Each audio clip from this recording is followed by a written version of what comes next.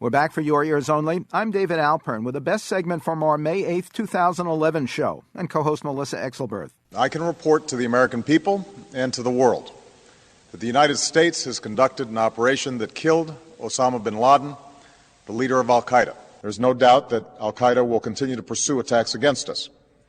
We must and we will remain vigilant at home and abroad. It's very hard to believe that some elements of the Pakistani government, whether it's military or intelligence, were not aware of this. The end of Osama bin Laden, as announced so dramatically by President Obama last week, began a new phase in the worldwide terror war, in America's Afghan operations, and in relations with the Muslim world, particularly nuclear-armed Pakistan, where the head of al-Qaeda was living in a well-to-do, heavily military suburb of Islamabad.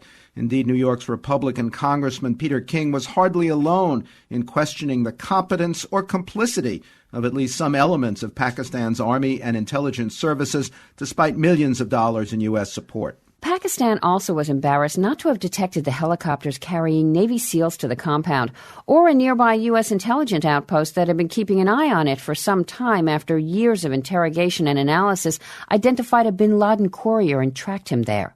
To consider these and other issues raised by the mission for your ears only, we're joined again by Bruce Hoffman, director of the Center for Peace and Security Studies at Georgetown University's School of Foreign Service. Welcome back to our program. Thank you very much for having me. Were you surprised that bin Laden was not hiding in a border cave and, according to evidence seized at his compound, that he had continuing contact with his al-Qaeda minions? No, I have to say I wasn't on either count. For at least the past 5 years, I've been writing and arguing that there was a more defined command and control structure to al-Qaeda than many people had assumed, and that the old senior leadership was playing an extremely active role. With respect to bin Laden himself, it didn't surprise me because almost all the arrests of high-value al-Qaeda operatives made in Pakistan occurred in cities. Khalid Sheikh Mohammed, for example, Ramzi bin al-Shaib, Abu Faraj al-Libi, were all seized in major cities. And in essence, it makes more sense today than even in past years when they were apprehended why bin Laden would hide in a city, because there's not the same danger, at least he calculated, of, for instance, being spotted and then becoming the target, for instance, of a Predator Hellfire missile strike. Given all the offshoots of al-Qaeda around the world and the self-recruiting of would-be terrorists, even within the United States, what actual impact do you see from killing bin Laden as a leader and as a symbol? Well, as a leader and a symbol, it certainly throws the movement off balance, not least because of this treasure trove of intelligence information and data that we've been able to seize. At the very minimum, all of his operatives and all of his Confederates are going to be looking over their shoulders far more than they might have been doing in recent years, wondering if we're not on their trail because of that information. So I think its disruptive potential really is enormous. Who's the next most important U.S. target? Al-Qaeda co-founder Ayman al-Zawahiri or American-born firebrand Anwar al-Awlaki, the Internet inspiration of various recent terror attacks? This is the problem with how terrorism has developed over the past decade. Years ago, it just would have been bin Laden or his deputy, and I believe his heir apparent, Ayman al-Zawahiri. But as al-Qaeda, unfortunately, has expanded. It's no longer one enemy in one place at one time, but rather we see many al-Qaedas in different places with different capabilities. And just as your question suggests, we now have to contend with an al-Qaeda offshoot that in recent months, the director of the CIA, the director of national intelligence, and the director of the National Counterterrorism Center have all said that al-Qaeda in the Arabian Peninsula and Anwar al-Awlaki are as dangerous and threatening to American interests as even the parent al-Qaeda group. So one has to say both. On the other hand, how do you see al-Qaeda and its offshoots contending with the pro-democracy protests that are now rocking the Muslim world? Are they really competing for, the future leadership, the direction of discontent? That's an interesting question. I think not so much competing with them directly, because I don't think that al-Qaeda really ever had much of a profound following amongst many Muslims across North Africa and the Middle East. Al-Qaeda's core constituency is and always has been the young hotheads.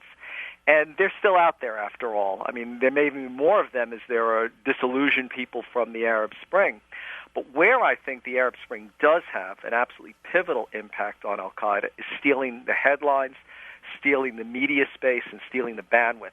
Only a few months ago, anything that al-Qaeda did would be front-page news, because of very dramatic, very significant events across that entire region, al-Qaeda now has to compete for an audience share that it's no longer assured of. It seems al-Qaeda's acknowledgement of bin Laden's death supports President Obama's decision not to release potentially inflammatory pictures of the body as proof. But one debate that continues is how important so-called enhanced interrogation or torture was to getting the tiny details that led to Osama's courier, to the compound, and to Osama himself. What's your best understanding of its role before being banned, at least officially? Well, first and foremost, I think we just don't know, despite a lot of political claims for points to the contrary.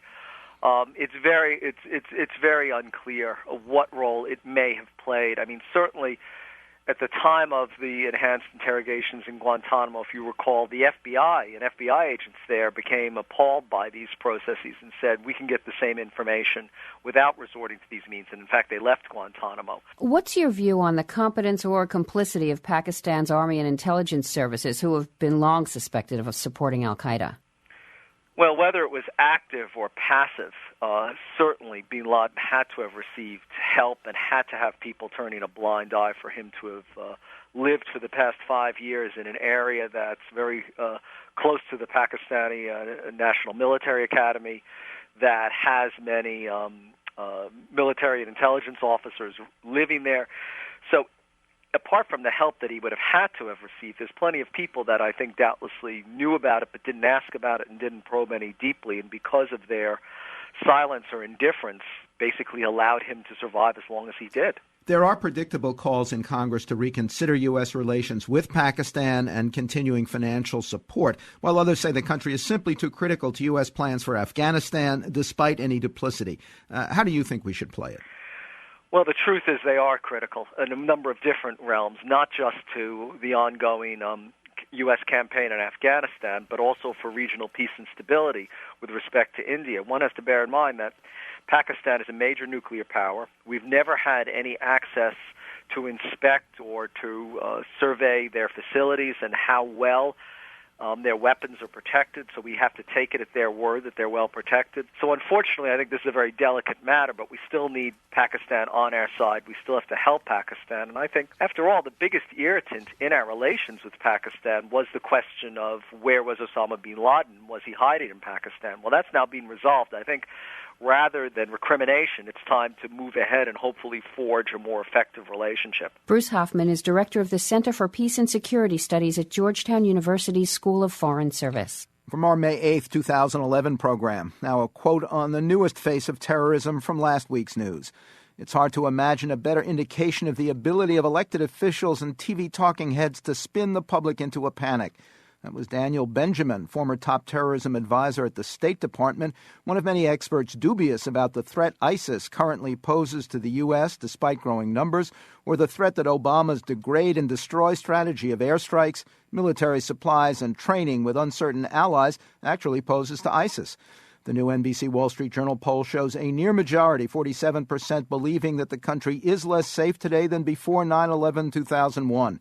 40% favor preventive airstrikes against ISIS. Another 34% back using U.S. ground forces as well. Next, what Trayvon taught. Race, guns, and justice for your ears only.